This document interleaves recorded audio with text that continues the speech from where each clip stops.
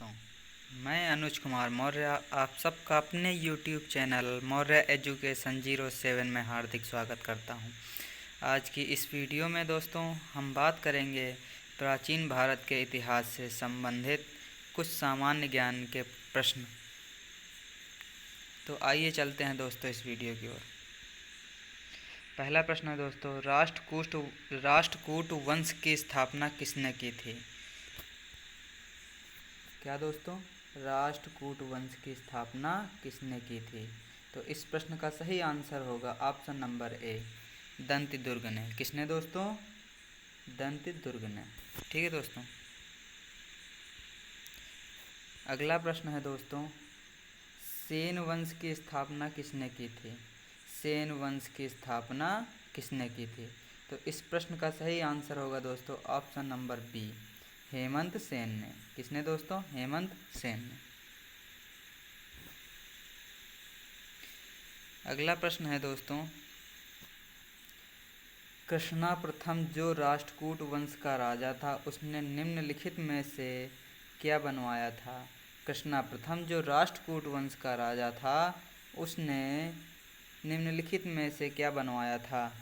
तो इस प्रश्न का सही आंसर होगा ऑप्शन नंबर ए, एलोरा के शिव मंदिर। एलोरा के शिव मंदिर कृष्णा प्रथम द्वारा बनवाए गए थे। अगला प्रश्न है दोस्तों, वल्लभी काल किस काल को कहा जाता है? वल्लभी काल किस काल को कहा जाता है? तो इस प्रश्न का सही आंसर होगा ऑप्शन नंबर ए, गुप्त काल को। गुप्त काल वल्लभी काल के समान है। अगला प्रश्न है दोस्तों, भारत की रुई अन्य रुइयों से अधिक सफ़ेद है, यह विचार किसका था? भारत की रुई अन्य रुइयों से अधिक सफ़ेद है, यह विचार किसका था? तो यह विचार किसका था दोस्तों? मेगास्थनीज का। मेगास्थनीज का विचार था कि भारत की रुई अन्य रुइयों से अधिक सफ़ेद है। अगला प्रश्न है दोस्तों, गुप्त राजाओं ने कौन से सिक्के चलवाए थे? गुप्त राजाओं ने कौन से सिक्के चलवाए थे? ऑप्शन ए है दिनार, ऑप्शन बी है ड्रम, ऑप्शन सी है रूपक और ऑप्शन डी यानी कि 4 नंबर है सुवर्ण। तो इस प्रश्न का सही आंसर होगा ऑप्शन नंबर डी। क्या होगा दोस्तों? ऑप्शन नंबर डी, यानी कि दिनार और सुवर्ण। ठीक है दोस्तों। सुवर्ण सोने और चांदी किससे? सुवर्ण जो सिक्के थे वो किससे थे? सोना प्लस व चांदी के। किसके दोस्तों? सुवर्ण, सोना व चांदी के थे। अगला प्रश्न है दोस्तों, 7वां प्रश्न है, कुषाणों ने किसके सिक्के चलवाए थे? कुषाणों ने किसके, यानी कुषाण वंश में कौन से सिक्के चलवाए गए थे? तो इस ऑप्शन ए है सोने के, ऑप्शन बी है चांदी के, ऑप्शन सी है तांबे के और ऑप्शन डी है उपरोक्त सभी। तो इस प्रश्न का सही आंसर होगा उत्तर नंबर डी। क्या होगा दोस्तों? उत्तर नंबर डी, उपयुक्त सभी, यानी कुषाण वंश में सोने, चांदी व तांबे तीनों के सिक्के चलवाए गए थे। अगला प्रश्न है दोस्तों, अंतिम मौर्य सम्राट कौन था? 8वां प्रश्न क्या दोस्तों? अंतिम मौर्य सम्राट कौन था? ऑप्शन ए है अशोक, ऑप्शन बी है बृहदत्त मौर्य, ऑप्शन सी है संप्रति और ऑप्शन डी है इनमें से कोई नहीं। तो इस प्रश्न का सही आंसर होगा ऑप्शन नंबर बी। क्या होगा दोस्तों? Option number B, Brihadatta Maurya. Brihadatta Maurya Maurya साम्राज्य का अंतिम शासक था। अगला प्रश्न है दोस्तों, आदिधम्म में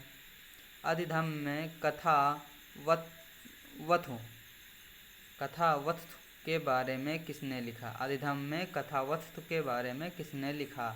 तो इस प्रश्न का सही आंसर होगा ऑप्शन नंबर सी। क्या होगा दोस्तों? Option number C, Moggaliputra Tissa. कौन दोस्तों? मोगलीपुत्र तीर्थ अधिधम्म में कथावथ के बारे में लिखा था।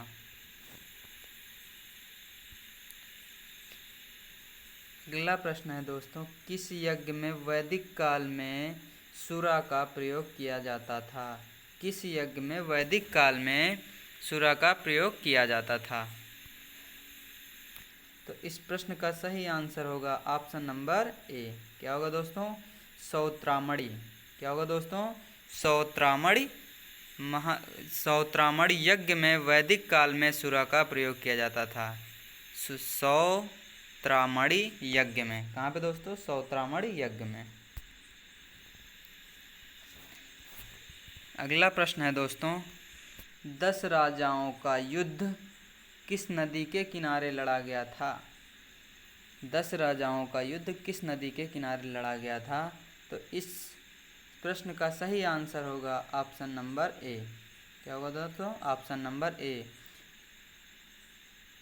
परुशड़ी। कौन सी नदी? परुशड़ी नदी के किनारे 10 राजाओं का युद्ध लड़ा गया था। परुशड़ी नदी के किनारे 10 राजाओं का युद्ध लड़ा गया था। अगला प्रश्न है दोस्तों, 12 नंबर प्रश्न है,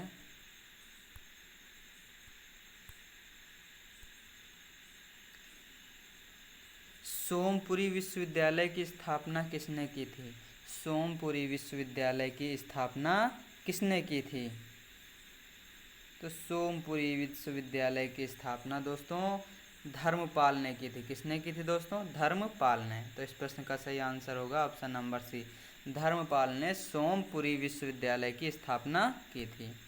अगला प्रश्न है दोस्तों, अगला 13 नंबर प्रश्न है, रामपाल ने किस विश्वविद्यालय की स्थापना की थी? रामपाल ने किस विश्वविद्यालय की स्थापना की थी? तो इस प्रश्न का सही आंसर होगा जगदल। कौन सी दोस्तों? जगदल, यानी ऑप्शन नंबर सी, रामपाल ने जगदल विश्वविद्यालय की स्थापना की थी। अगला प्रश्न है 14 नंबर प्रश्न है दोस्तों,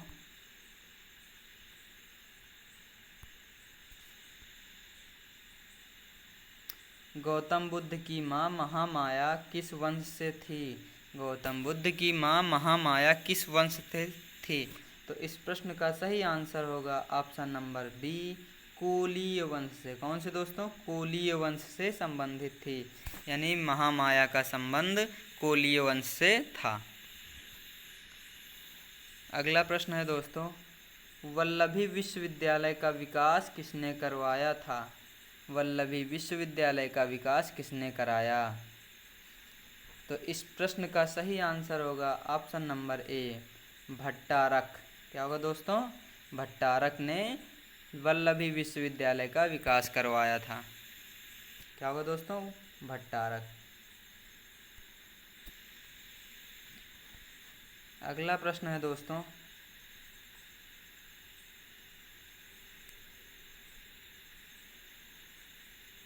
सोलहवां नंबर प्रश्न है, विक्रमशिला विश्वविद्यालय का विकास किसने करवाया था? विक्रमशिला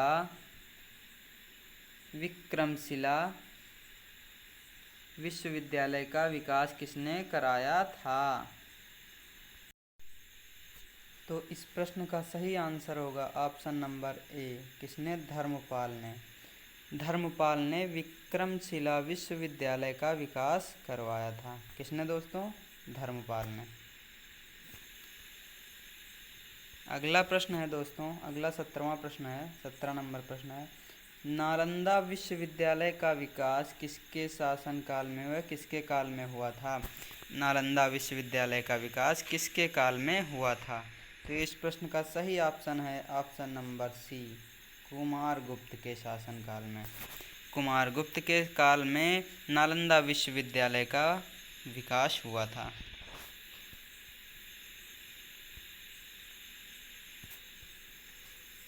अगला प्रश्न है दोस्तों, 18 नंबर प्रश्न, बौद्ध धर्म का कौन सा अंग मूर्ति पूजा में विश्वास नहीं करता था? बौद्ध धर्म का कौन सा अंग मूर्ति पूजा में विश्वास नहीं करता था? तो इस प्रश्न का सही आंसर है ऑप्शन नंबर ए, हीनयान। हीनयान के अनुयायी बौद्ध शिक्षा में विश्वास करते थे, बौद्ध शिक्षा को मानते थे। वे मूर्ति पूजा या मंदिर पूजा में बिल्कुल भी विश्वास नहीं करते थे।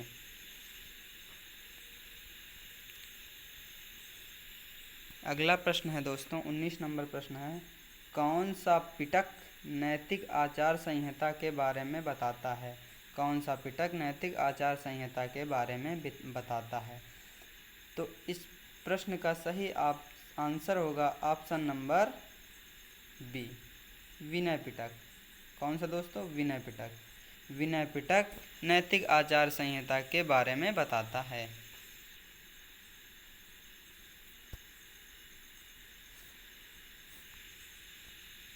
अगला आखिरी प्रश्न है दोस्तों, 20 नंबर प्रश्न है, बौद्ध धर्म की शिक्षाओं के बारे में कौन सा ग्रंथ बताता है? बौद्ध धर्म की शिक्षाओं के बारे में कौन सा ग्रंथ बताता है? तो इस प्रश्न का सही आंसर होगा ऑप्शन नंबर सी। क्या होगा दोस्तों? सूत पिटक। सूत पिटक बौद्ध धर्म की शिक्षाओं के बारे में बताता है। धन्यवाद दोस्तों। अगर दोस्तों वीडियो पसंद आए तो वीडियो को लाइक, कमेंट और अपने दोस्तों को शेयर करना ना भूलें। और अगर हमारे चैनल पर नए हैं तो चैनल को सब्सक्राइब करें और बेल आइकन को ज़रूर प्रेस करें ताकि हमारी आगे आने वाली वीडियो आप तक पहुंच सके। धन्यवाद दोस्तों।